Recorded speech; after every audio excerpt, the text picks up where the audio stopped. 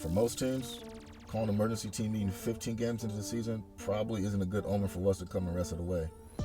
But for the defending champs, it's a chance to galvanize the troops and get the team back on track. Apparently the team had a productive conversation. JaMychal Green said they addressed the elephants in the room. I'm going to go ahead and assume Klay's shot selection was probably one of the main topics of concern, along with the team's defense.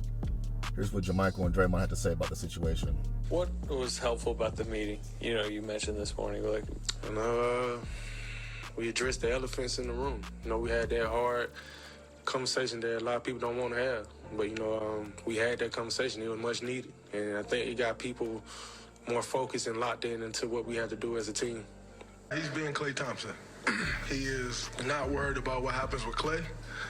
He's worried about what happens with this team. And when Klay worries about what happens with this team, Klay plays great and we win. And, I've always said he's the most competitive guy that I've ever played with. And the most important thing to him has always been winning. At times, we all get away from who we are, and in a brotherhood, you need someone to bring you back to who you are.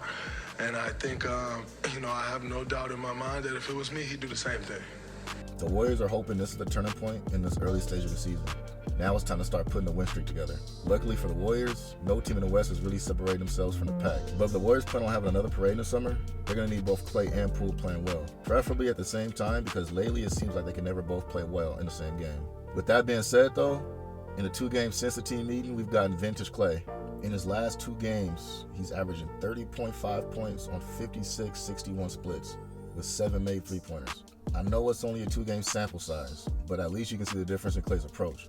He's trusting his teammates, making an extra pass, and he's being rewarded for it. When he passes out, the ball usually zips around before it makes its way back into Klay's hands for an even better shot. He's not going to shoot 10 of 13 on threes every night like he did against the Rockets, but he needs to continue playing with the right approach. If he does, he'll still get his, and the team plays better. Look, man, I ran out of words to describe Steph Curry years ago. What he's doing this season, at age 34, is unheard of.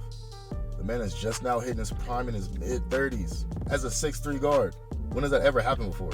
In my opinion, as of right now, he's as complete of a player as he's ever been. Offensively, he's never been better. He's putting up better numbers in his unanimous MVP season across the board. Defensively, he's a completely different player than he was in 2016. He's not just an okay defender, he's a really good defender. The extra 15 pounds of muscle he put on since coming into the league not only helps him offensively fighting through contact and getting to the spots, it helps him defensively when standing his ground. Have y'all noticed how often teams used to try and get Steph on the switch, thinking it's a mismatch, only for Steph to body them up and force a tough shot? Yeah, teams don't try him as much anymore. They know 30 ain't going for that. The last thing I want to touch on is roster construction. I'm not going to go as far as saying the Warriors are wasting Steph Curry's prime, but what I will say is that between Iggy, who hasn't suited up, Ryan Rollins and PBJ being rookies, who are going to spend most of their time in Santa Cruz, Wiseman, who's currently unplayable and in Santa Cruz as we speak, and leaving that 15th spot open, that's about 1/3 of the 15-man roster not contributing in a year where Steph Curry is playing the best basketball of his career. I'm all in favor of the 2-timeline approach, but not when it favors a future timeline more than winning a championship right now when you have the best player in your franchise history in his prime giving you historic production. Even though the Warriors have been playing better these past handful of games, I still think a move needs to be made for the sake of roster balance. A common ground between the 2-timeline approach would be just trading one of the kids for a vet that can help. The Warriors were hopeful Wiseman would at least be effective in the backup center role, but it doesn't look like they can count on Big Jim contributing much to winning this season. The bench can use one more vet that can play. If they can address that, I think they'll be in great position to repeat. Anyways, that's all I got for y'all. If you stuck around this long until the end of the video, I appreciate you. Like, comment, subscribe. Follow your boy on Twitter at Holly_415.